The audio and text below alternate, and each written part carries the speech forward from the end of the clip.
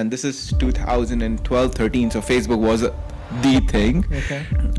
I try to see life in a very, not positive. Do you have anything going on right now? I'm transitioning from working in a company to being an employee to becoming an employer. Can you share a personal story that highlights that culture difference? Back in Pakistan, but majority of the people have somebody at home working for them, so like a maid or Yeah, somebody yeah. driving you, somebody doing the garden. That's funny, still to this day.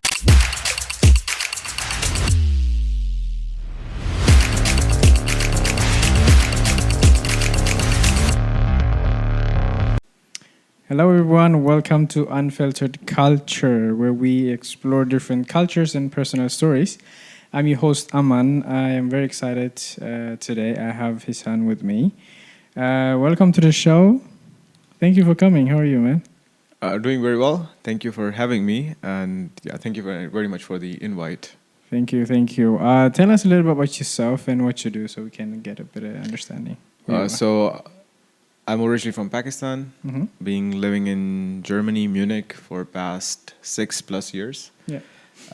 Studied masters in management from TUM, the university here in Munich, and since also 4 years, I've been working in finance, in venture capital, and now work in an investment bank, and now also transitioning to building my own startup. Ah, nice. So your name Hissan, it's quite unique, Yeah. right? So can you tell us about it, where the origins are, and what does it mean and why? So the origin is Arabic. Mm-hmm. It's from the Holy Quran. Okay. And the funny part is that a lot of people, they think it's Hassan, Okay. which is a very common Arabic name globally. Yeah, sure. But my name is Hissan, Hissan. so with an I, not an A. The story is, at least what my parents are telling me all the time, that when I was born, my father was reading a verse from the Quran, Okay. and there this name Hissan came a couple of times. And the meaning of Hissan, there are two meanings. One means generous, somebody who is humble and generous. And the other meaning is handsome, so somebody who's good looking. I would rather go with the first one, always. And the rest, I can leave it to you guys to decide. To interpret, okay. Yeah, so the origin is Arabic, and I haven't met anyone who is also named Hissan, at least in my circle or in my life. But I'm sure this is like a name which is not that common, but yeah, so it's from Arabic. All right. All right, that's quite interesting explanation of a name. By the way, in a friend group, you have also a name with similar, but I always get it wrong as a friend, because I always tell, I always tell my girlfriend, because you have Hissan, Hisham, and then it's so different. And I always said, Hissan, which one do you mean? And I have to describe which one I meant, and they say, this one is Hissan, this one is Hissan. So for me, it's also quite difficult, but I hope I get it right. I think you're not alone in that. Yeah. Whoever knows me and Hisham, Mm-hmm. because the name is very similar, when it's especially the sound. Yeah. So for us Pakistanis, I think it's easy to distinguish Yeah. between the names. But I can imagine, like for foreigners, it's not. It sounds similar. Yeah, I mean, it's like you said. It's for me, it was a bit difficult to adjust, but now once you get used to it, you get understanding. All right. So, do you have anything going on right now? Like, where you say this exciting happening in my life right now? Is there something? I have to think. So to be honest, I always see my life very exciting, and I'm very happy about it. That's a good So one. That's a good one. Now I'm gonna sound very like this philosophical, like, but it's a podcast. I can sound like a philosophical guy, anyways. Alright. I try to see life in a very, not positive, but it's how it is, like, Yeah, so good days, bad days. Yeah. But I think we should not take our lives very seriously, right? So coming back to your question, something exciting going, as I mentioned, I don't know when this podcast comes out, but I'm transitioning from working in a company to being an employee to becoming an employer. Nice. And the first one who's taking the step to fully jump for the startup. Also resigned from my job 2 weeks ago. Oh wow. Yeah. Okay. And, Interesting.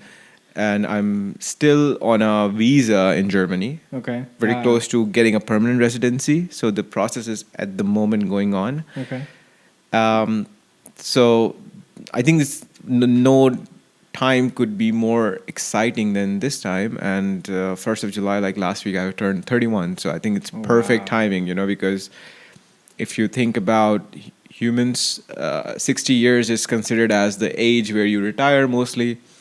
30 is the peak of your So mid. you're almost in the middle. Yeah, so I'm like, it's a parabolic curve, right? So I'm in the mid don't know, is never, of it. okay. Yeah, and I always wanted to be, yeah, I would call it businessman, because I think the word entrepreneur is a new word. And I would not lie that I wanted to be an entrepreneur. I didn't even know the word, like I think 3-4 years ago.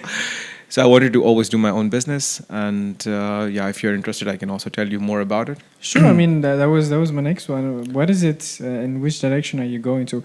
To be honest, it's very exciting. I like people when they said I would like to do something on my own and just do it and then see the result. It doesn't matter if it goes well or not, but the fact that you are trying to achieve something, because if something goes wrong, you learn.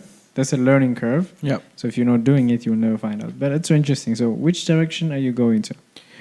So before coming to what we are doing now, I would like to, because you said it's an unfiltered culture. Yeah, sure. And I think I would like to take you back a decade, Okay. like 10 years ago, plus minus, when I started my first small business. Okay. Back in the university days, or even like, let's say, pre-university times. So That's why I'm telling you the background, because of the cultural differences and how the society plays a role in. There are some things which is in your hand, and there are some things which is not in your hand, right? definitely.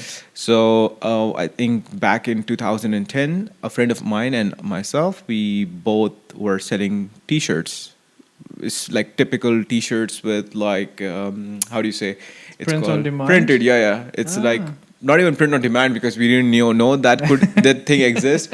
So we just invested a couple of thousand rupees, which Okay. is let's say hundreds of euros. That's, and then we have like 100 shirts with different design, like Batman, Superman, or like different concerts, etc. Okay.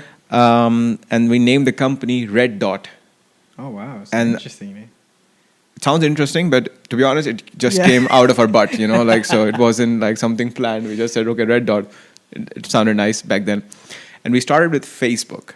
Okay. So we made a Facebook page, and this is 2012, 13. So Facebook was the thing. Okay. 100 people, followers, and then we were able to sell around 300 T-shirts, being pre-university.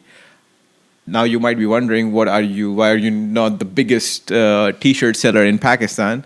The problem is the society was not ready. And if you're coming from those backgrounds, your parents want you to be engineer, doctor, that's it, So my parents were like, I think they always do it for the love of the kid. Sure.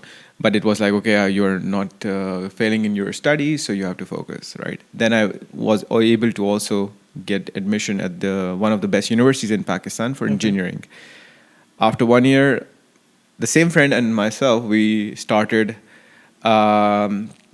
water bottle company. So we were selling water to the local people of our city, especially my area. And these water bottles are not those small bottles, but these are like this big 20-liter bottles.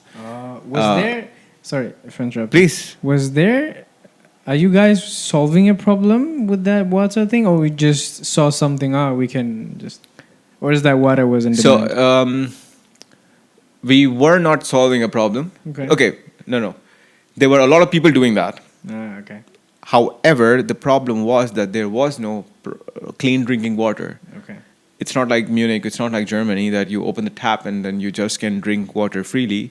The water systems are not that clean in Pakistan. So you have to, you buy water from outside it's called mineral water. So it goes through a process plant, etc.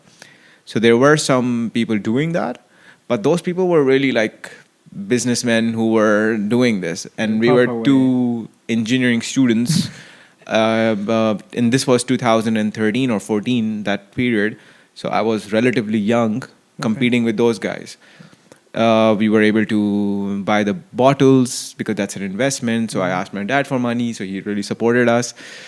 And then we also were also successful in that, like mini success, right? But then we have to quit it because studies were getting affected. Okay. That was the second. The company was called Bluna. Oh, I call it like company. We were not even registered. It was just like cash, like company. It's funny to see how you start somewhere and then go step up. To be honest, I don't know what is interesting for your listeners. However, what I can only speak of is the process.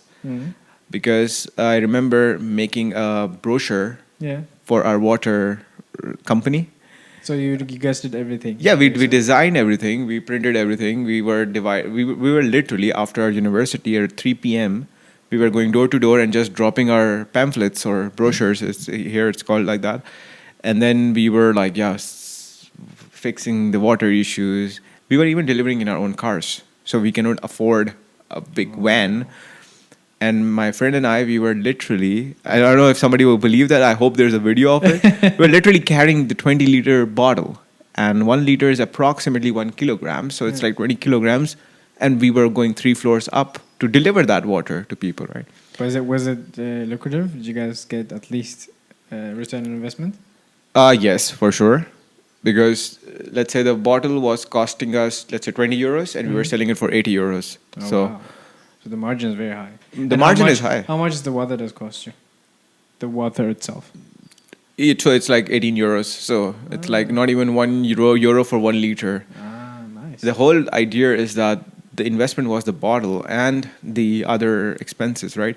But again, we were kids, so we were not thinking of the wear and tear cost, salaries and labor. So but still the margins are good. So fast forward, we have to close that. So we sold that to a local water supplier company, made some small amount of money. You sold that company? Yeah, like we give our customers, per customer was like, I don't know, 1,000 euros or something like that. 1,000 rupees, not euros. Like it's like. I mean, it's good back. Let's say back then we made, I don't know.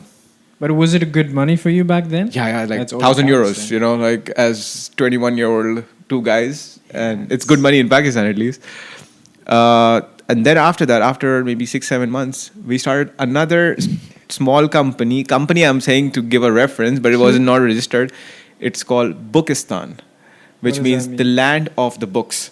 So we were selling books. Yeah. So we realized that the students in our university, they have to go really outside the city. Okay. There was a big market to buy pirated books. Because in Pakistan, you cannot afford a 60 euro book for engineering. So you were selling, sorry for interrupting. You were selling books for studies. Yeah. So we started with our class even. Not like fictional books or not yet. Books. Okay. So we started with only specific civil engineering books. Okay. Because that was the target audience there. And in one of the batch of engineering, there were 240 students. And one of our professor, he said, next week, I want everybody to have the book. So and nobody will go and basically buy the books from this place. So my friend and I, we said, okay, we hop on his motorbike. We went to this outside market, and they were pirated books, so they were very cheap. And then we asked, okay, one book was, let's say, 100 rupees, 200 rupees. We came back, we said, took the order of everyone in the 240. And then we just bring the books. However, what we did uniquely was we were packaging the books. So we would not just bring you the book like this. I would really package it. And I have some pictures. If you want, you can put it on the podcast to really make it sense that I'm not just bullshitting. So we did for 1 year. And we had a Facebook group. And I learned Facebook marketing by trying that.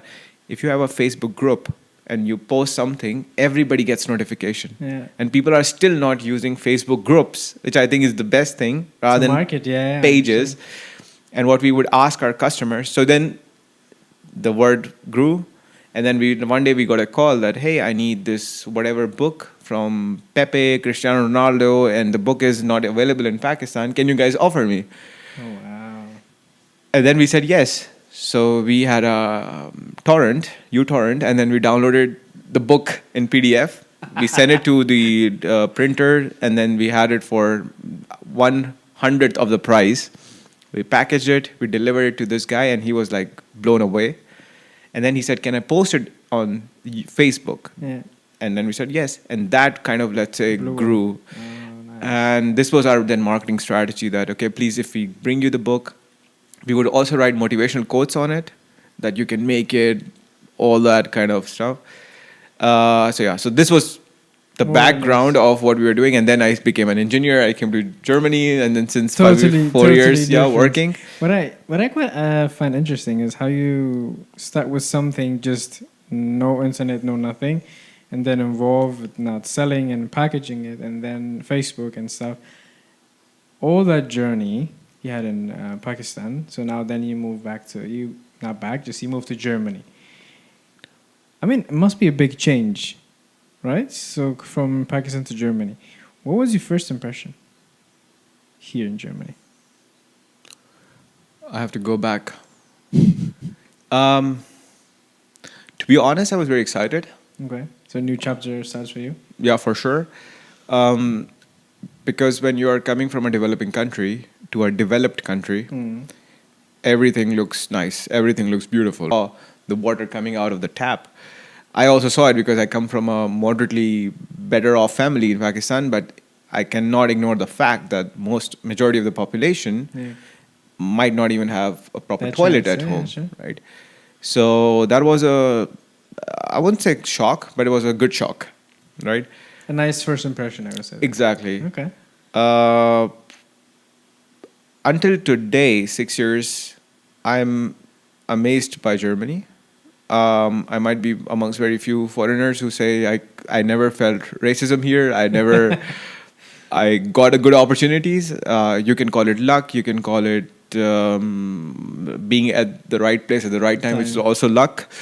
Or trying best, hard, something. But I did not feel that I was not given an opportunity based on my religion, color, background, anything. But that does not mean that this is how the case is for everyone, right?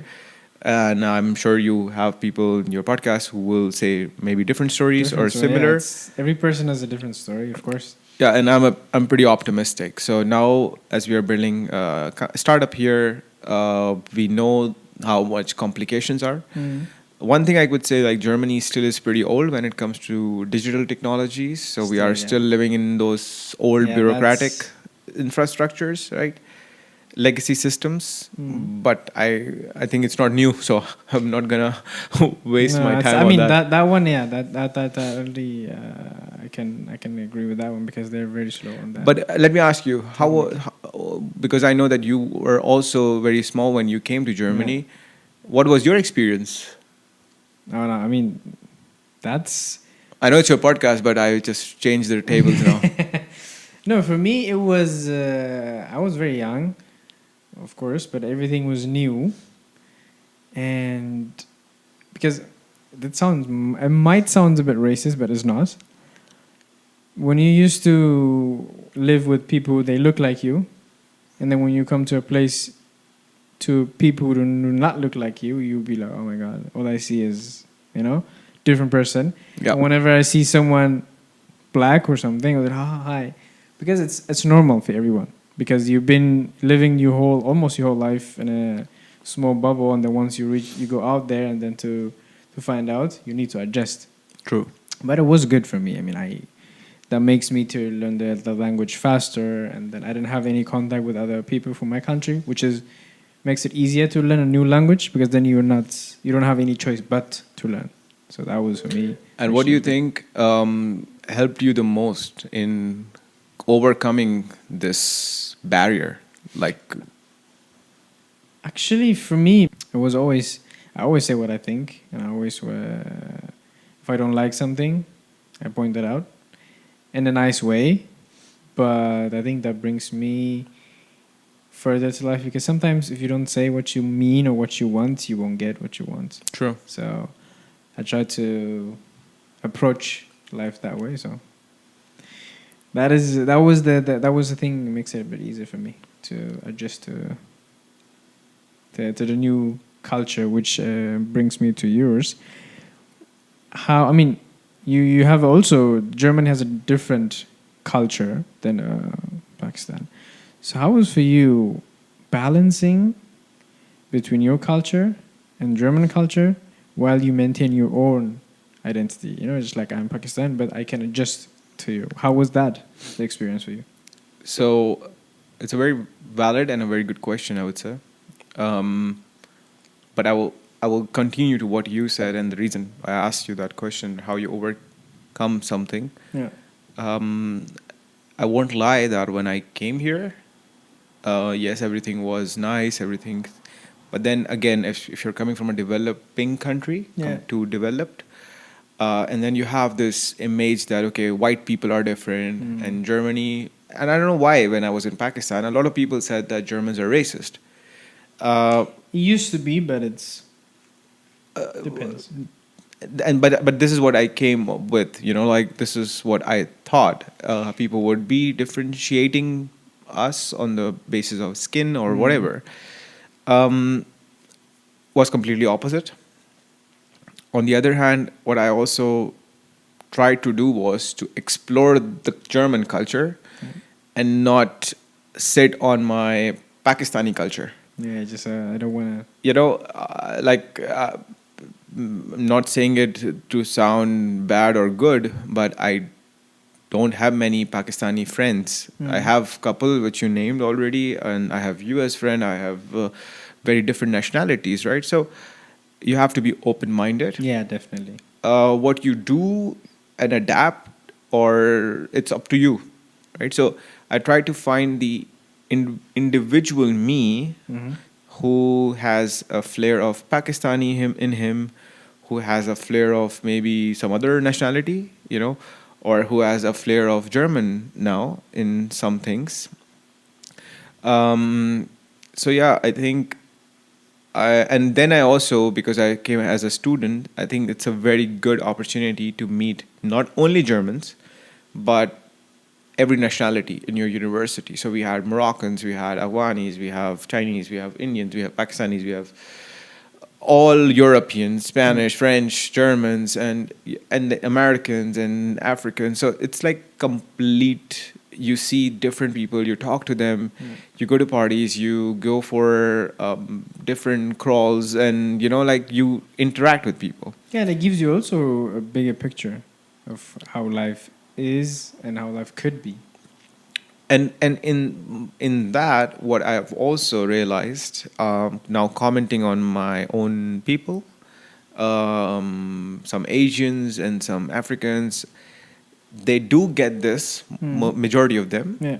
But what happens is that they are not willing to stand enough to face this difference, and they go back to the comfort zone. Yeah, that's So true. they go and find their own people, and then after 6 years living in a country, they say, "Oh yeah, I think I did not learn anything from this new culture," right? Yeah. Or they are not willing to accept me. But I think most of the time, if you come to a place for better opportunity, you have to be more. You have to be ready to learn. Yeah, and showing other people that you're not judgmental, you are not somebody who will point out everything the other person does, but you are just open and friendly. And I think what really works is having a nice smile. Yeah. I mean, it makes sense, because if you're not open to it, you're not, get anything new. But with that being said, can you share a personal story that highlights that culture difference, but between the German culture and then, of course? So I think one thing is it's positive, but I'm still struggling a lot to adapt to it. It's the being punctual on time. And this, I feel, Germans are very good with that. Yeah. Especially when they say, okay, they're gonna be there at 7 p.m. They are really at 7 p.m. there. That's one thing. I feel it's a big cultural difference. At Still least try to adapt to it. I'm still trying to be closer to close, but I still sometimes really fuck up, and I'm 5-10 minutes late. People who know me pretty well, they know it now, so it's okay. But I think this was a difference because in Pakistan, if somebody is even half an hour late, nobody cares really, you know. So that for me was a good change, which I'm still trying to adapt. Secondly, I think Germans, again, this is what I've heard because my experience is different. Because I have very good German friends and they can share with me, and I can see the emotional side. However, I know also that Germans are not very emotional, so they are direct. They can tell you on your face if they don't like something, which in my culture, I think we do sugarcoat a lot, you know, which I don't know is good or bad. I Yeah, I mean, like I said, it's sometimes to have the truth being told, it could hurt, but I think once you think about it, it's better. Exactly. So if you read between the lines, I'm saying all the good things which I feel like I have to learn. Right. But in the beginning, this was all very big cultural change, right? And lastly, not that we are very rich back in Pakistan, but majority of the people have somebody at home working for them, so like a maid or Maid, somebody yeah. driving you, somebody doing the garden. This was another, not a shock, cultural shock, but it was like, oh wow, in Pakistan or other countries we have Same. much more. How's your experience? Like, Same. I think for them, having a maid is a luxury. Like in Germany, if you have a maid, which means you made it. and people think that okay, wow, you are very rich back there, Yeah. but it's the thing is there's so many people and it's not it's very inexpensive to Yeah. hire. And I mean, it's also in German because people then maybe have 2 kids or something max. I have never seen German 4 or 5 kids. But if you go back to, I mean, to my country or your country, parents have more than 1 or 2 or 3 kids, and they cannot manage them by themselves. Maybe the husband go working, the mother is home, and then she cannot cook for everything or do everything. So they need some help. Yeah. I think that's whole process having a maid. But when you explain that to people like to German people, oh really? You rich? It's like, no, and it's and just and, normal. and people are poor, so their per hour is cheaper compared to here, They right? live with you as well, right? Yeah, exactly. So sometimes they are living at your same place, and but what about you? Like, what was for you also a culture shock which you still feel after living more than I don't know 10 5 years? I mean, weirdly, now I'm starting to show some German things myself. I do sometimes stuff, and I was like, oh, this was a bit too German-ish, you know? What you do, Yeah, I did that, and I was like, oh, okay. for example? Um, Usually, whenever like I'm used to when I'm here, everything comes on time, everything. And now, when a bus is late or a train is late, and I have an appointment. You're I frustrated. was like, dude, come earlier. Or maybe there was a problem, but whatever. But I was like, why? German, I was punctual. And then I think back, like, yo, come on, man. Slow down. But then I see, okay, that embedded in me very deep because Yeah. then you grow with that culture. That was that. Will be like punctual. I don't know. And as I also travel between Munich and Düsseldorf a lot with Deutsche Bahn, and when I was not using it, I thought, okay, it's still okay, 5 minutes, 2 minutes late. But then there are delays of 2 hours, Yeah. and that makes me I think feel. it got worse now. Yeah, it's Back in the days, it was very. Sometimes even the buses comes when you're not there on point 01, gone. You're not even waiting for you. It's a Deutschland ticket. Exactly. You know. Let's So cancel it's- ourselves. Cancel. No, they try to teach it, but they're not keeping up with that culture, and now it's a bit going in a direction in which we, as refugees, I wouldn't say refugees, but people who come to Germany to learn something, now complaining about that. What do you, because as you said, it's, don't mind me if I ask some questions as well. Um, but I think you know it, like I'm a talkative person, so. Sure, sure. Oh, go for it. What, because now we make it something exciting. What do you think, and I'll share my opinion as well, of now as Germany is experiencing a lot of refugees Yeah. compared to people who come here with, right, let's say to study, to work, like, or in the back in the days when it was really a refugee wars going on.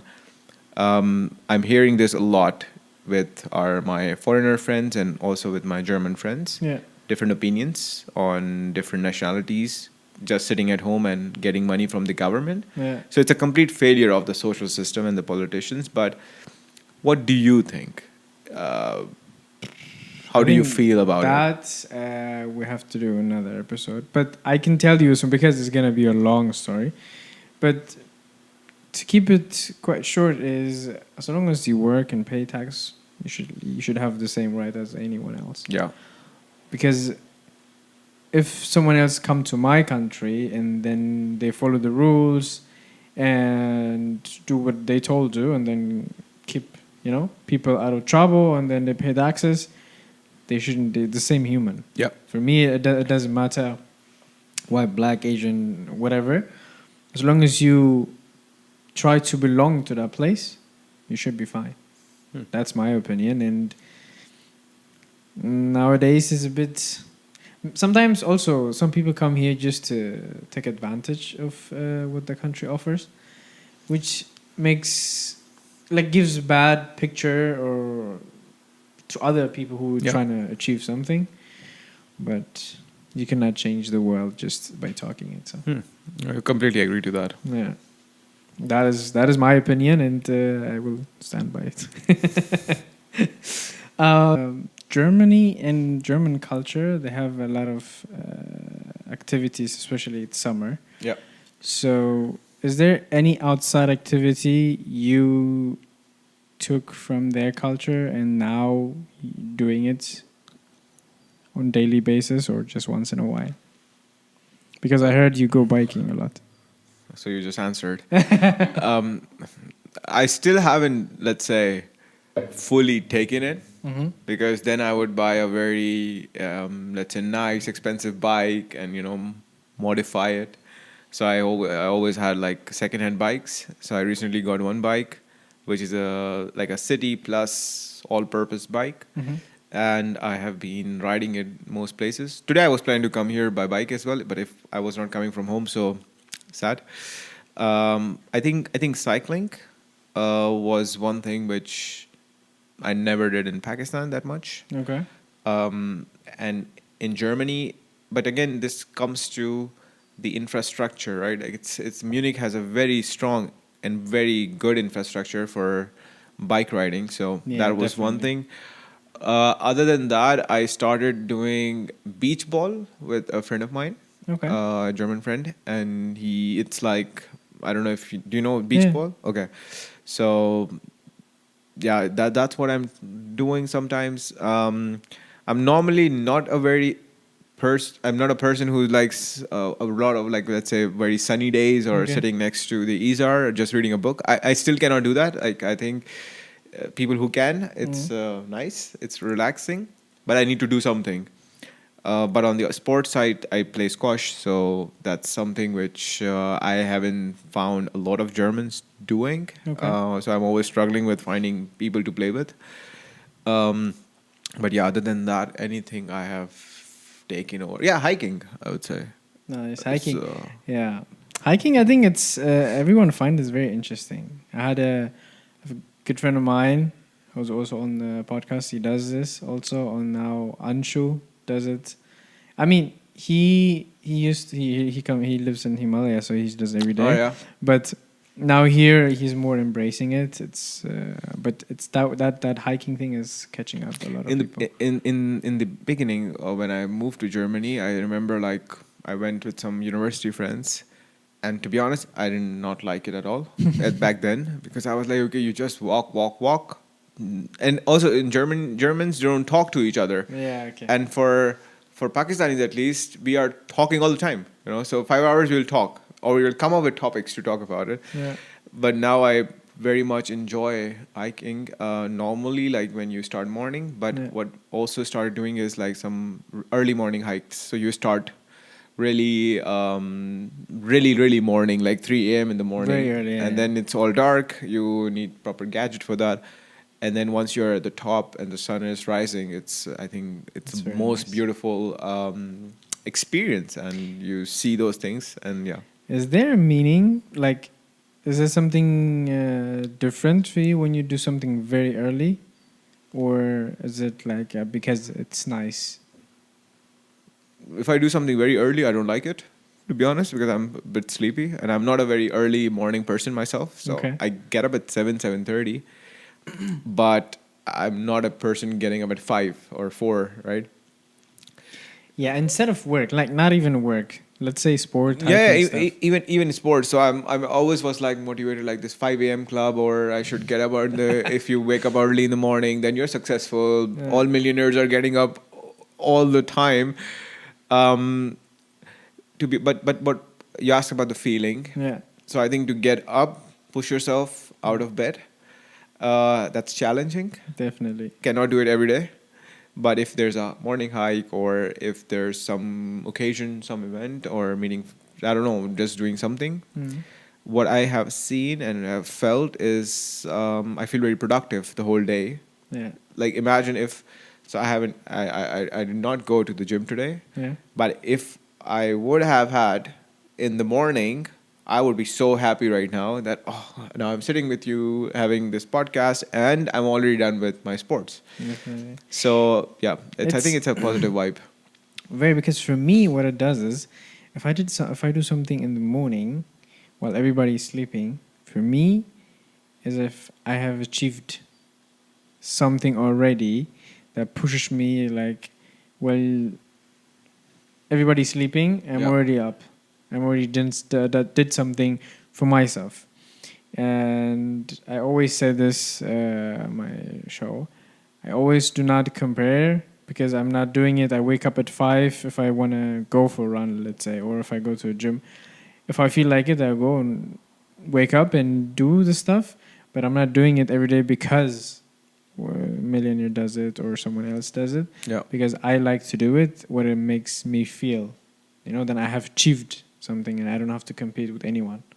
I don't have to prove anything to anyone else but me. And then what do you also then go to bed early, or Yeah, I mean, if I plan something, if I let's say I go for a run or I go to the gym in the morning very early, then I will go a bit earlier. But it doesn't work all the time. yeah, But still, I manage to get. Let's say if I say I will get up at 4, but then I slept a bit earlier, then I will get up at 5. But still in that range, I can manage it. But as always, you plan something and the man above finish it. So that's a discipline I really appreciate and really respect. I have not achieved that discipline honestly, so I'm very freestyling. nice. But I think it's good to do that. Yeah, I mean it's. Is there other than hiking or something, one sport you watch, or you're really like fan and I don't want to miss any game or something? Is there anything? Nope. No. So I'm not a very big sports watching person. Okay. I would say I'm more occasional. So right now, European League. Yeah. I don't even know the exact name. I think Euro Cup Yeah. or Euro Cup. Yeah. You. EM. That is happening. Germany's out, so I don't know. Anyways lost interest now. Yeah. But it's not something which I would be like watching every game, or like a lot of people they watch, for example, tennis or F1 races. I think there's a specific niche of people who are really Yeah. into it. No, I in these things I'm really boring. I have no specific sports I'm watching or anything like watching on Netflix and stuff. So I'm not that much into. So also no cricket. Is it very famous in Pakistan. Pakistan and Indian, right? Cricket is one of the most famous sports in Pakistan. Okay. India as well. But again, I would watch the World Cup final if or India and Pakistan match. Mm. But the World Cup was recently in US, and I didn't even watch one game more because back in Pakistan I was watching it with my family. If there's like a good event and Pakistan is participating in it, but Okay. now no touch points with the sport. So you just do whatever you do by yourself, then not. Exactly. Like, so if you say, hey, today is the final and this country is playing and you're supporting it and Mhm. I'm visiting you, I would watch it with you and I would root for you, Sure. but not something I will just be like, okay, Nah, it's the okay. match night and no. Yeah, sure. I mean, let me take it back to you home. And is there any, like, where you would say, oh, this is a very memorable childhood memory? Do you have anything regarding, it doesn't matter if it's with your family, with your friends, or whatever it is. Is there one moment you will never forget?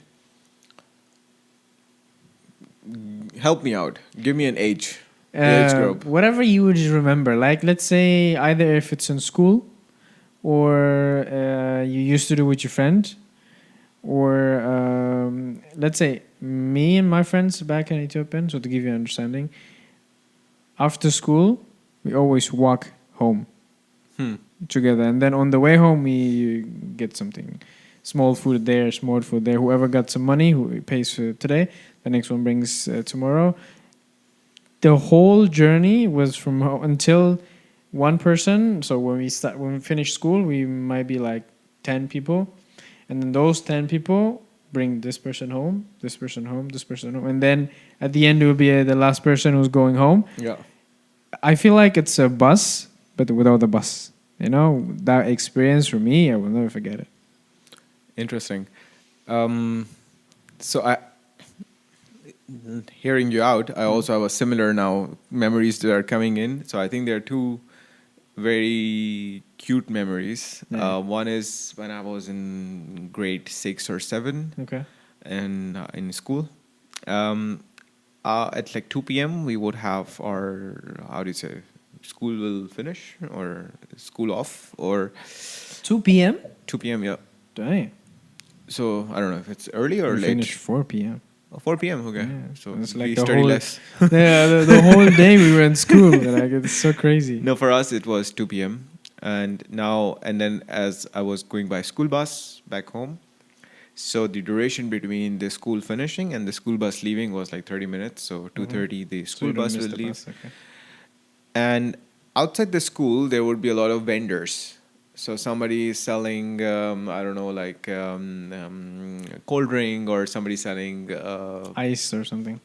ice cream and potato chips, French fries, Nice. That's and so I was always saving some money, 3-5 rupees, to buy those box of potato chips. yeah. And then I was really like putting a lot of ketchup, and that ketchup was shitty. You know, it's like the cheapest Worst, okay. shit you can have, but it was so tasty. I don't know. Secondly, I was also buying fresh vegetables, and they would put some very spicy masala on it with Oh, wow. lemon. So radish, carrots, cucumber, and then it's long strips, and that was perfect. Like, really. Then coming home, taking a shower, having lunch. Those are memories I really miss. Another memory which comes, and I will never like forget that, and I wish I could live that again, is when I was in high school. So graduating to university, there was 6 months where I had a group of 11 guy friends. Mhm. So we were all guys, and we still are connected, but back then it was like brotherhood. And then I think three of them had motorbikes, so on one motorbike there would be three people or four people sometimes sitting and going to places because we are cheap poor students. And that kind of togetherness is something I really miss, That's very big, because yeah. living outside is very alone and you're sometimes very lonely, and the friendships you have built are not childhood friendships, you know. So yeah, those guys I really miss. And yeah. Yeah, I think it's what I find quite interesting is people who come from countries to Germany and they find out they have to be alone. It's very scary, because I don't know how it is in your country, but in Ethiopians there's this. You're never alone. Social life, yeah, exactly. Everybody's there. There's no way you will be alone. The neighbor's child or whatever, you will never be alone. But once you come in here, and then it's sunk and it's like, oh shit, I have to do everything by myself. And sometimes when I was living by myself before, for the first 3-4 months, I felt alone because it's so quiet. You know, nothing, no sound, no nothing. I was like, oh shit, what's going on? You cannot do this podcast in Pakistan. There's gonna be noise. Like I think you have to put like noise cancellation around, you know. And now we even have the door open and it's quiet. Yeah, I completely agree to that. Like it's It's very, I mean, it's very interesting. I mean, when you go, like, when we, on a topic of back and family, is there a way or is there any unique way your family celebrates something, let's say a holiday or anything special when you were a child? birthdays. Mm-hmm. That was a big thing, birthday. Birthdays is a big thing. Yes. Okay. For us, as it's a Muslim country and we are Muslims, so we do celebrate different Muslim festivals. Mhm. But I think that's very for everyone. True. But for my family, until the age of maybe 14, 15 years old, so it's me, my sister, and my brother. I'm the oldest. So It- 3 in total. Yeah, three. Yeah, Okay. and it won't matter if it's my birthday or my sister's or my brother's birthday. My father and mother will buy gifts for everybody. Oh wow. So I think that was now if I think back, I think that was a very good strategy from my parents because I'm equally happy for my sister's birthday and they're equally happy for my birthday That's unique. because we all will get gifts, right? Yeah. So I think we were 5 people all together, my parents and the 3 of us. So we have 5 times birthdays Mhm. or a reason to celebrate. Wow. That I think was something very special. We cannot do it anymore because I live here. My Sure. of sister is course. married, so she lives in Pakistan, but still, like she has her own house. And my brother, he lives with my parents right now, so we are a bit separated in that. So yeah, those memories would be nice to live again. That's quite interesting. I haven't heard that, by the way. That everybody gets a gift. That's interesting. I mean, my parents will say that's expensive, but but yeah, it's maybe they had something in their mind to make So it easier. what was the what? So again, the person who has the birthday. Okay, but this was me. Let's say when my wish was to buy a remote control RC car, Okay. or back in the day, I don't know if I'm sure you're way younger than me. So there was something called Beyblades, like those revolving gadgets. Is it where you throw on the floor and then it turns? Yes, Okay. but this was like an anime called Beyblade, Okay. it was a I think cartoon I've from heard of Japan, it. and they would like you put Yeah, this and then you do this. And then it turns around. yeah, exactly, Ah, and then yeah. you are competing, and then the Beyblade will go out of the Oh, of the wow. game, or I had I think maybe 1,000 Pokemon cards. Damn. Yeah, because in my school, that was like the currency there, So if you want to buy something from your friend, you give them 10 Pokemon cards. That was like a And money trade. that was a thing. money trade, right? Nice. And then if you have Charizard, if you have Pikachu, that was like the cards. Yeah. So then you're valued more. And then there was another some like those kind of games. Yeah. So we would get those games in if it's my sister's birthday, and maybe she gets a Barbie or something like this. I don't know. Nice. So I think our parents were middle class people, so they were working very hard to do that. And They must be very proud of you now. this I think they should be. Yeah, I mean I'm that's very- what I'm saying. It's No, I'm you just here. I kidding. mean, they've No, done their job, I they've think let me drop the most standard Eastern thing. done. Okay. Like I think without our parents, we won't be here, No, that's for sure. and we are not coming from a social system where the government is supporting us in our schooling, in our Yeah. education and health. Everything what I had or you or I think a lot of people who are foreigners is the parents did sacrifice A lot. because we don't have the best education system. So I went to a private school and Yeah. it cost money there. Of course. you have to pay for everything. You get nothing for free there. So that's why I really appreciate my parents, my dad especially, and then my mother being at home. So she left her job when I was born. So she was also having a very good career. And I personally am a believer that you cannot return that back to your parents. And that I think also that's very beautiful, right? And yeah, I think every parent is proud of their kids. Yeah, And, I mean, it doesn't matter what you do. They are. I want to touch on two things. Because you said you're Muslim, how was school life and religion? While you had like, I'm not quite educated about. I don't know much about Pakistan, so I don't want to say anything wrong. But is the population all of them are Muslim, or do you have also different religions? so, as per the stats, 95 to 97% of the population is Muslim. Okay. And I don't know, I think many people don't know that Pakistan is also the fifth largest population in the world. So we are touching somewhere between 250 million people. So you can find many people like me 200 in that. 200 oh wow. 250 million, and 95% of the people are Muslims. The 5% remaining are Christian, Hindu, Sikh. And like growing up, to be honest, I won't lie, I did not add much interaction with other religions because in your school, most people are. Yeah. I remember one friend, he was Christian, his name was Alexis. I like the name Alexis, and that's why I think I remember it. And at least in the past, the culture was a little bit that, okay, I'm Muslim, they are non-Muslims, so don't eat from them or don't shake hands. So it's still Difficult. it's better now, Okay. much better, and I'm happy that my parents never educated us like this or my whole family. We have a very big family, like the brothers of my father or sisters or my mom's sister and brother. So we are huge. Nice. But we never had this thing that, okay, some you have to differentiate. And I think this was one factor that I was able to integrate in the German society or when I went to US or other places.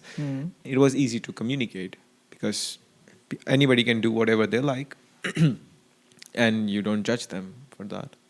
That's a nice way to put it. Because the reason why I ask is in different places of the world, they have schooling and religion goes side by side.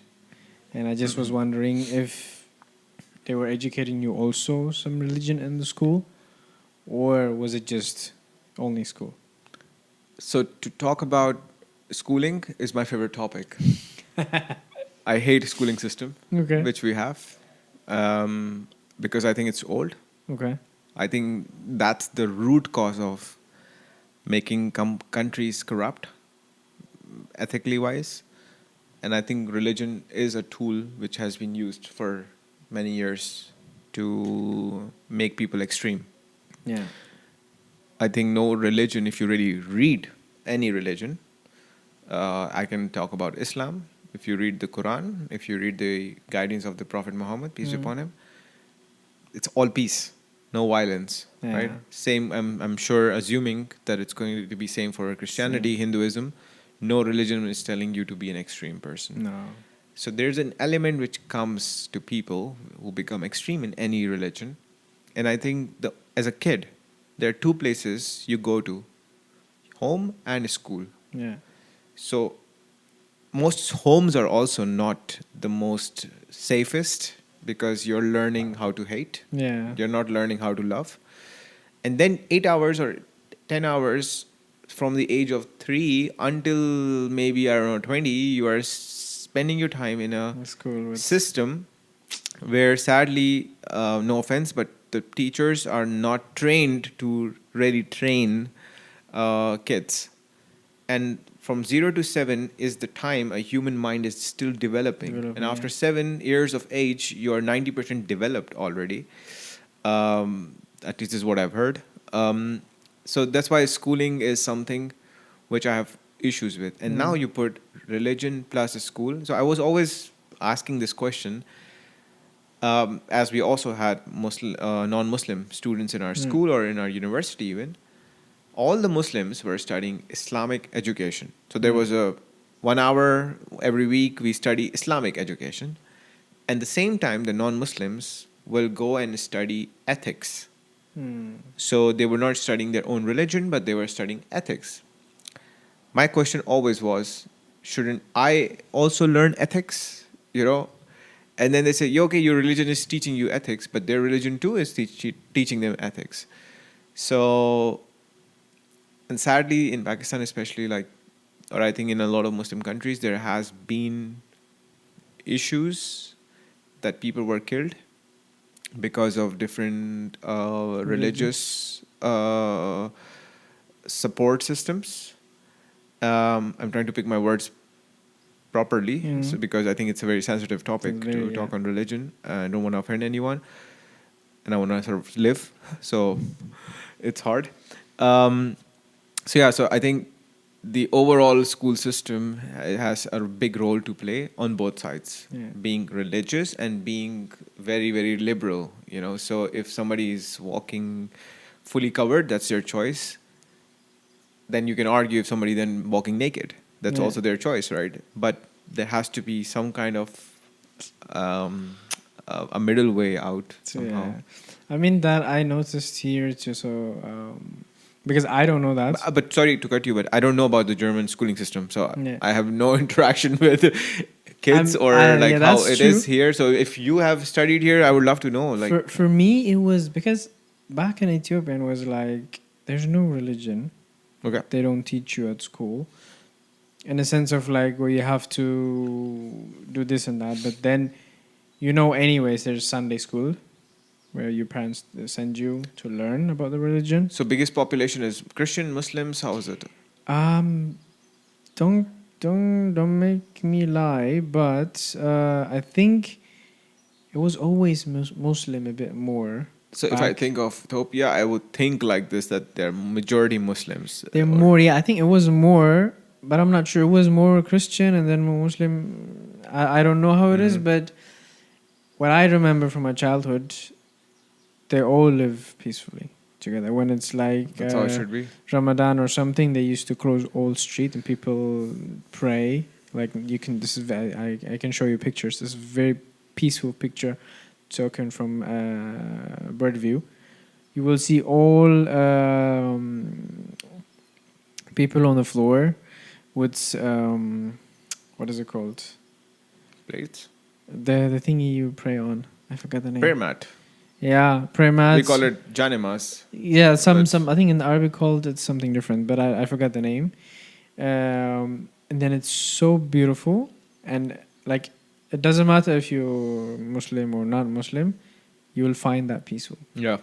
And people also follow that. And then if it's something Christian celebration, and then you see all white or something, it's for me that was how different religions can live in one country. True. Now it's a different story.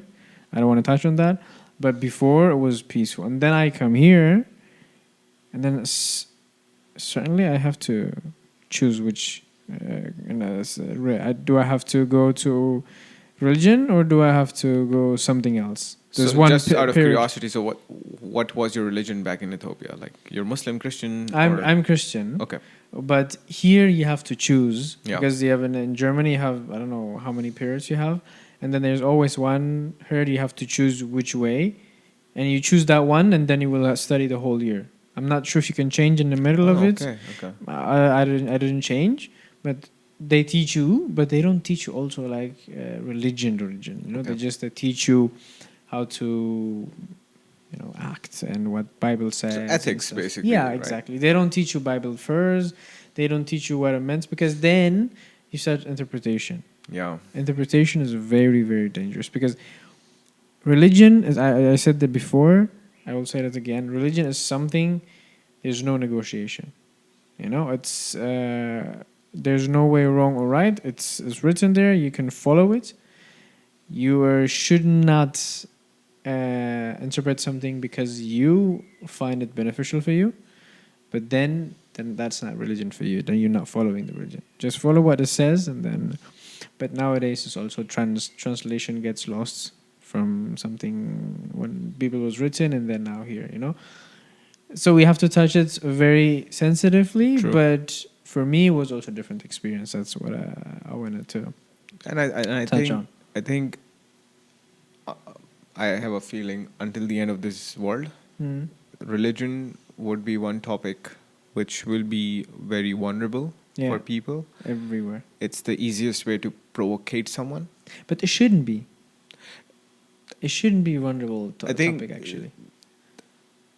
There's so many things which should not be how they Mhm. are, right?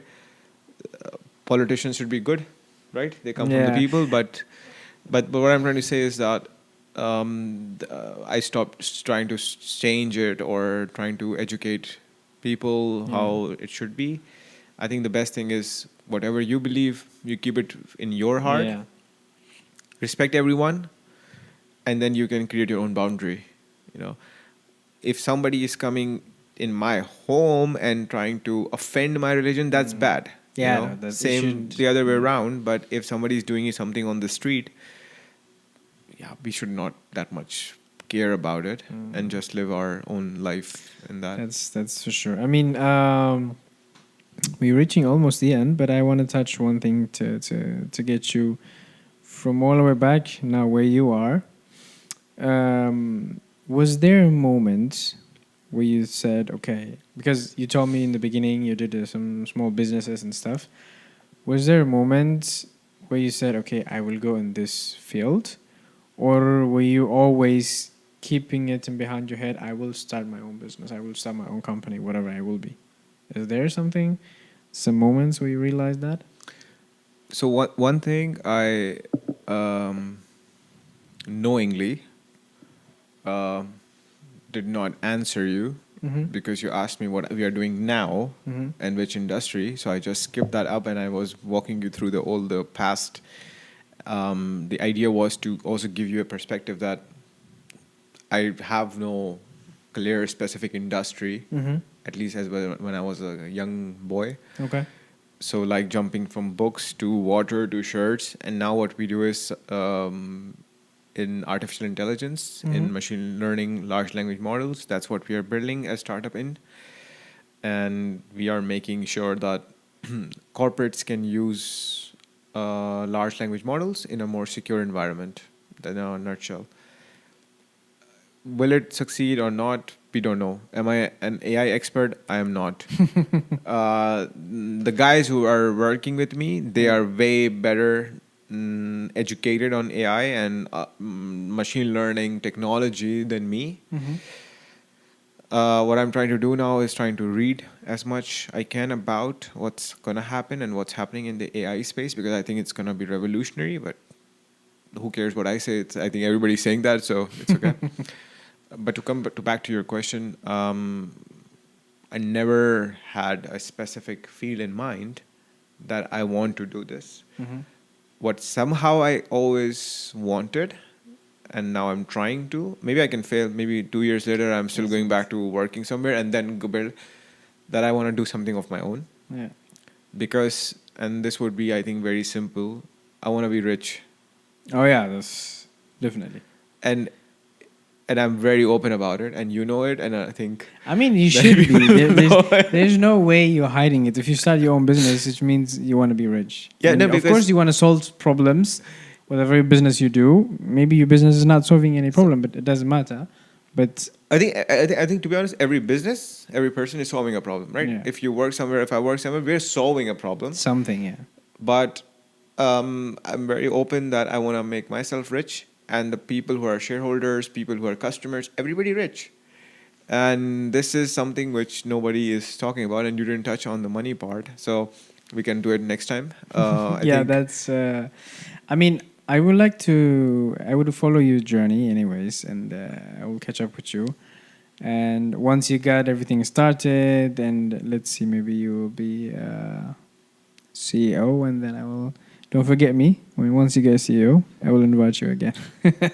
Yeah, what you should say is that once you become rich, because I still have a title of CEO, but we are poor at the moment. Let's see. I'm seeing only the good stuff, so that's why I was. You also don't forget us when you become the one of the leading let's see. YouTube podcast No, guy. no, You no. know, we should get a signature from him. Yeah, sure. I mean, to get to the end of it, what advice would you give others who's considering like to move in a different country and follow their dreams, and also maybe starting their own business?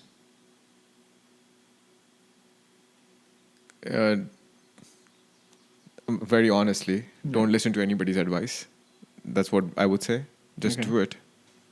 Nice. Because just if you can afford something, if you can afford to move to a new country, Yeah. don't sell your parents' lifetime properties and Yeah. then come to a country without knowing. Yeah. Do your own research. But if you have the means, if you're willing to take the risk, just take it. Nice. And I also don't feel I'm in the position right now that I can advise something. But this is just like after 31 years of age, what I have learned, at least for this company we are trying to build, leaving the job, a very secure, safe job, is you just do it. You don't know if it's going to succeed. And just do it. Nice, very nice. I have one culture in this episode or in this podcast where everybody writes a question in here without knowing who they write the question for. Okay. So someone wrote a question here, For me. which you would read and then write one of your own question for the next cool. guest. Cool. Okay? That's really nice. So I saw this on a podcast, so it's not something I found out. But that's a good idea. Yeah. So you would read then this part. This whole? The last one, yeah. What is the one thing in German you would like to change? Germany, I would. And one thing you would like to see more. Do I have to tell the name or? No, I don't. Oh, okay. It's fine. Okay, from Elon Musk. What would I like to change in Germany? I would like to make better plans for Germany in 2050. Mm-hmm. Like I would rather want politicians to really think of the future and not solving today's problems. And then similarly comes what I already told you, like how the education system will look like, the refugee crisis. Because if I build a family in Germany, if I have kids, I have a wife, I have my parents here, I really want money to come to me and not just to go to people. And then somebody is just on the street, right? Yeah. So there should be better policies. And it's not the problem or the fault of the people who are refugees or us. It's the people in the middle who are making these policies. Yeah. So this is something which I would really change. What I would really keep And see more. and see more happening is, I think Germans, as the real Germans, they're really realizing that how important it is to open up to other countries, be acceptable.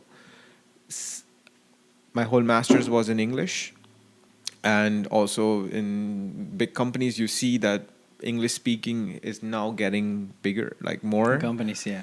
Yeah, and I think this might or will or should go to the grassroots levels, because Germany, 70% of revenue comes from hidden champions and small and mid-cap companies.